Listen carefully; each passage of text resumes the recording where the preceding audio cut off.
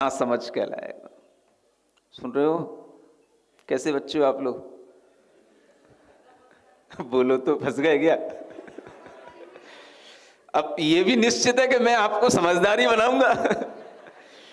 तो समझदार बच्चे की बात क्या होगी कि अगर हमारे अंदर कोई कमी है तो हम उसको दूर करें, और यही कमी अगर हम दूर करते चले जाएंगे तभी आपको इस तरह के सानिध्यों से कुछ लाभ मिलेगा।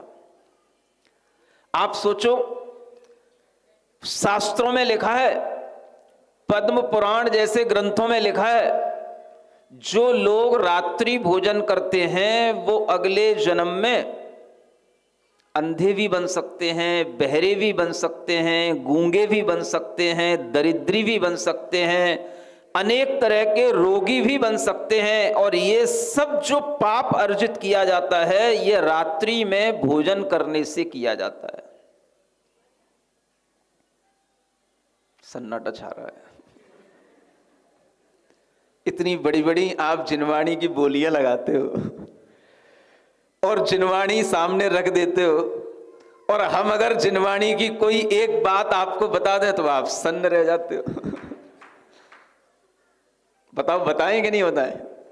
कि बस इतना ही अच्छा लगता है कि महाराज बस जिनवाणी आपके सामने रख दी, हमारा काम हो गया, हमने जिनवाणी की भक्ति कर ली। एक जिनवाणी की बात तो सुनो, जिनवाणी में लिखा क्या है।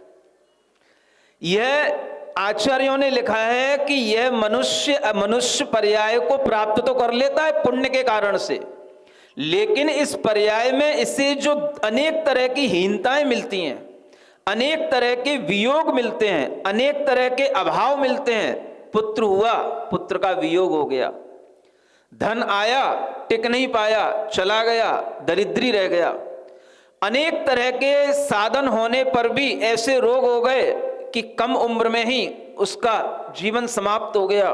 ये अनेक तरह के पाप का फल यह जीव पूर्व जन्म से अर्जित करके लाता है।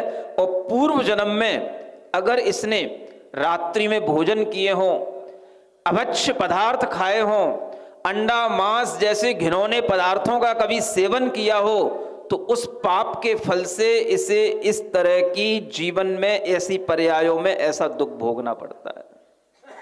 ये जिनवाणी की बात है, मेरी नहीं है। मैं अपनी तरफ से कुछ नहीं कह रहा। किस में लिखा है ये? जिनवाणी में भी। कौन सी पुराण में? पद्म पुराण में। याद तो हो जाए कुछ आपको।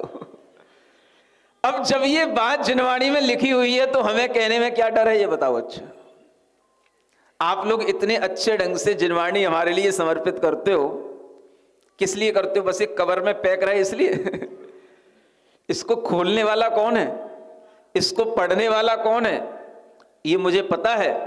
आपको ना इस जिनवाणी को खोलने का समय है, ना पढ़ने का समय है। ये सारा समय हमें निकालना पड़ता है, और फिर उसमें से जो बातें काम की होती हैं वो निकाल करके आपको परोसनी पड़ती हैं, और उसी के लिए आप लालायित रहते हैं कि महाराज हमें जिनवाणी की 2 बातें सुना दो। सुनते